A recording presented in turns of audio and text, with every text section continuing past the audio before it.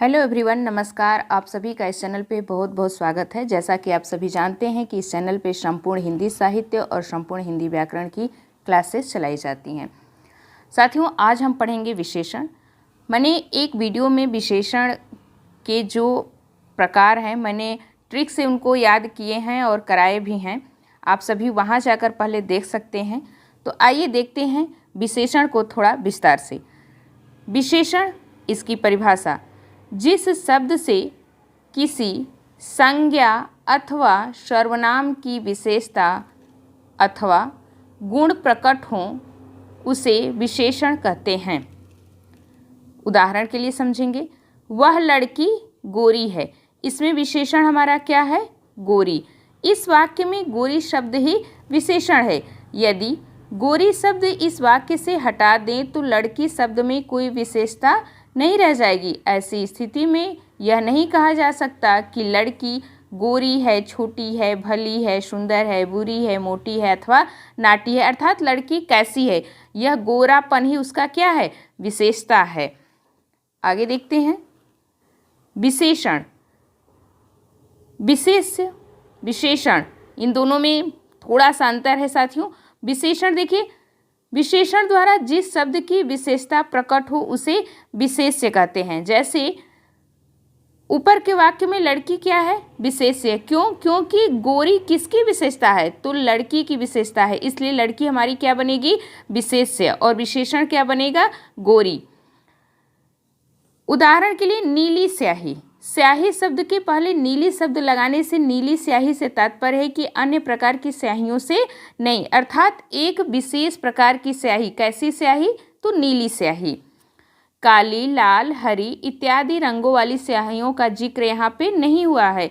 नीली शब्द के पहले फीकी शब्द लगाने से इन स्याहियों की व्याप्ति और भी परिमित हो जाती है। यहाँ पर फीकी नीली स्याही से ही तात्पर्य है कि अन्य स्याहियों से नहीं। इस प्रकार अन्य विशेषण शब्द भी संज्ञा की प्राप्ति को परिमित कर सकते हैं। अब विशेषण के भेद देखते हैं। विशेषण मुख्यतः 4 प्रकार के होते हैं। पहला गुणवाचक विशेषण, दूसरा संख्यावाचक विशेषण, तीसरा परिमाणवाचक विशेषण और चौथा सार्वनामिक या संकेतवाचक विशेषण। साथियों, हमने पहले की वीडियो में ट्रिक से हमने याद कराया था, आप लोगों को ध्यान होगा। तो आप लोग जानते हैं मैंने ट्रिक क्या बनाया था कि गुणी संख्या का परिमाण ही सार्वनामिक या सांकेतिक होता है। गुणी संख्या का परिमाण ही सार्वनामिक या सांकेतिक होता है। ये हमारी पहले की वीडियो में थी। आज हम विस्तार से पढ़ते हैं गुणवाचक विशेषण। गुणवाचक विशेषण किसे कहते हैं? जिस विशेषण के द्वारा किसी संज्ञा अथवा सर्वनाम के गुण प्रकट हो उसे गुणवाचक विशेषण कहते हैं। जैसे वृक्ष पर पके फल लगे हैं। ये वृक्ष पर पके फल कैसे हैं? पके हुए हैं। तो ये हमारा क्या होगा? गुणवाचक, क्योंकि फल की विशेषता है कि वो पके हैं। तृप्ति एक अच्छी गायिका है। कैसी गायिका है? तो अच्छी गायिका है। संध्या के पास एक छोटी लड़की है। कैसी लड़की है? छोटी लड़की है। इन वाक्यों में पके, अच्छी और छोटी, इन शब्द ये कैसे हैं? तो गुणवाचक विशेषण है। गुणवाचक विशेषण किसी वस्तु या गुण, रंग, अवस्था, आकार इत्यादि का बोध कराता है। कभी कभी गुणवाचक विशेषणों के आगे सा अथवा सी जोड़ देते हैं। जैसे छोटा सा आदमी या छोटी सी महिला या छोटा सा दुकान या छोटा सा मकान, इस तरह से। नेक्स्ट देखते हैं संख्यावाचक विशेषण। जो विशेषण किसी संज्ञा अथवा सर्वनाम शब्द की संख्या प्रकट करे उसे संख्यावाचक विशेषण कहते हैं।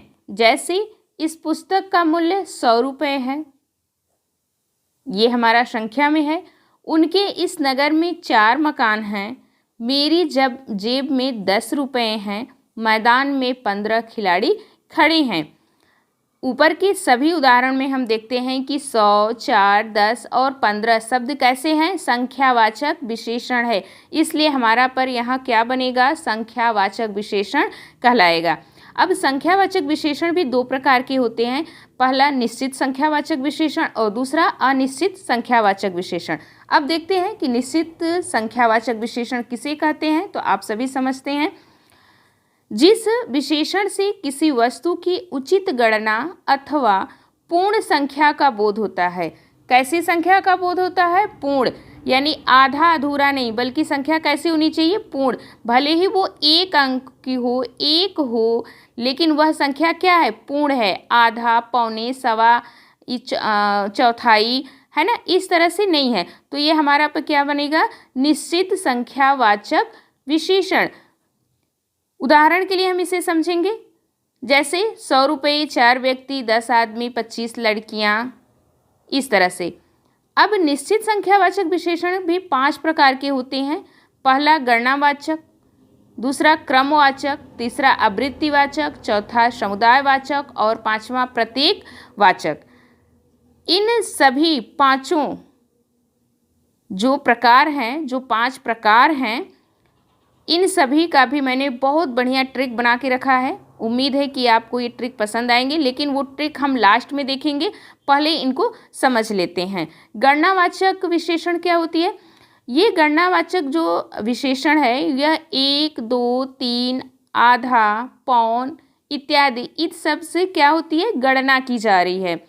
क्रमवाचक विशेषण क्या है? पहला, दूसरा, तीसरा, चौथा, पांचवा, छठवां, सातवां, ये हमारा क्या है? क्रमवाचक विशेषण है। नेक्स्ट हम देखते हैं आवृत्तिवाचक विशेषण। ये कैसा है? तो 2 गुना,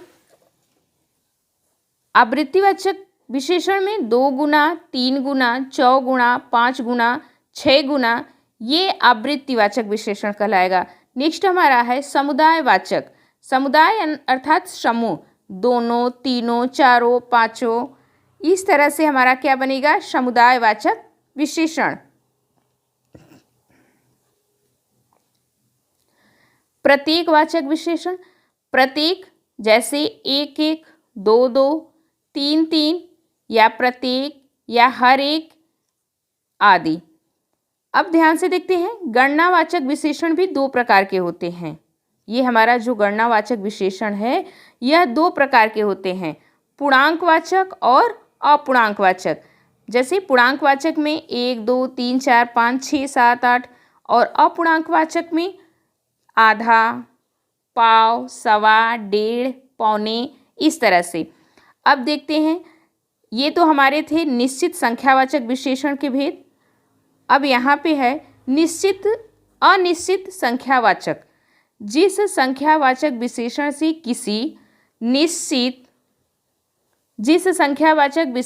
किसी निश्चित संख्या का बोध न हो, उसे अनिश्चित संख्यावाचक विशेषण कहते हैं। जैसे कम, ज़्यादा, बहुत, कुछ, थोड़ा, जरा इत्यादि।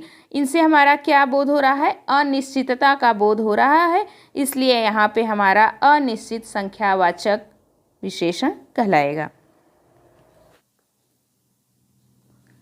नेक्स्ट हम देखते हैं परिमाणवाचक विशेषण। परिमाणवाचक विशेषण क्या है? जिस विशेषण से किसी वस्तु की मात्रा ज्ञात होती है, उसे परिमाणवाचक विशेषण कहते हैं। जैसे सब, कुल, बहुत, कुछ, कम, ज़्यादा, थोड़ा, जरा, सेरो, मनो, गज भर, मन भर इत्यादि। नेक्स्ट हमारा है सार्वनामिक विशेषण, जिसे सांकेतिक विशेषण भी कहा जाता है। जब सर्वनाम शब्द किसी संज्ञा के पूर्ण विशेषण की तरह प्रयुक्त हो, तब उसे सार्वनामिक विशेषण कहते हैं। जैसे यह लेखनी, वह पुस्तक। यहाँ पर यह और वह शब्द विशेषण का काम कर रहे हैं, क्योंकि ये क्रमशः लेखनी और पुस्तक की क्या कर रहे हैं? विशेषता प्रकट कर रहे हैं, इसलिए इन्हें सार्वनामिक या संकेतवाची विशेषण कहते हैं। यदि ये शब्द किसी संज्ञा के पूर्व विशेषण की तरह न आए, तो सदैव क्या रहेंगे? सर्वनाम ही रहेंगे। जैसे वह घर पर नहीं है, वह हमारा क्या है? सर्वनाम है, और घर हमारा क्या है? संज्ञा। साथियों, उम्मीद है यह वीडियो आपको पसंद आई होगी। इसके साथ ही हम देख लेते हैं ट्रिक। हमने आप लोगों को पढ़ाया था कि संख्यावाचक विशेषण दो प्रकार के होते हैं। पहला निश्चित संख्यावाचक विशेषण और दूसरा अनिश्चित संख्यावाचक विशेषण। साथियों, निश्चित संख्यावाचक विशेषण भी 5 प्रकार के होते हैं। पहला गणनावाचक, दूसरा क्रमवाचक, तीसरा आवृत्तिवाचक, चौथा समुदायवाचक और पांचवा प्रतीकवाचक। अब इनको हम ट्रिक से कैसे याद करेंगे? तो ट्रिक हमारा देखिए बहुत ही बढ़िया है और बहुत ही सरल भी है। ट्रिक हमारा है, प्रतीक गणना क्रम से करो। प्रतीक गणना क्रम से करो, आवृत्ति और समुदाय को बुरा न लगे। किसको बुरा न लगे? आवृत्ति और समुदाय को बुरा न लगे। एक बार फिर देखते हैं, प्रतीक गणना क्रम से करो, आवृत्ति और समुदाय को बुरा न लगे। तो यहाँ पे देखते हैं, प्रतीक से हमारा बनेगा प्रतीकवाचक विशेषण, गणना से गणनावाचक विशेषण, क्रम से क्रमवाचक विशेषण, इसके साथ ही आवृत्ति से बनेगा आवृत्तिवाचक विशेषण और समुदाय से बनेगा समुदायवाचक विशेषण। साथियों, ये कभी कभी एग्जाम में पूछ लिए जाते हैं कि निश्चित संख्यावाचक विशेषण के अंतर्गत कौन सा भेद है अथवा कौन सा नहीं है। अगर आप बीपीएससी का एग्जाम दे रहे हैं तो आप सभी जानते हैं कि यह 5 ऑप्शन देता है, जिससे हमारे पेपर स्तर की कठिनाई को बढ़ा देता है। तो 5 ऑप्शन में चौथा ऑप्शन होता है कि उपर्युक्त में से एक से अधिक, और 5वां ऑप्शन क्या देता है कि इनमें से कोई नहीं। जब हमें कंठस्थ याद रहेगा तभी हम तुक्के से भी बच पाएंगे और 1 नंबर अपना पक्का भी कर पाएंगे। तो उम्मीद है साथियों यह वीडियो आपको काफ़ी पसंद आई होगी और ये एग्ज़ाम की दृष्टि से आपके लिए काफ़ी मददगार साबित हुई होगी। अगर यह वीडियो आपको पसंद आती है तो इसे लाइक, शेयर एवं सब्सक्राइब जरूर करें। धन्यवाद।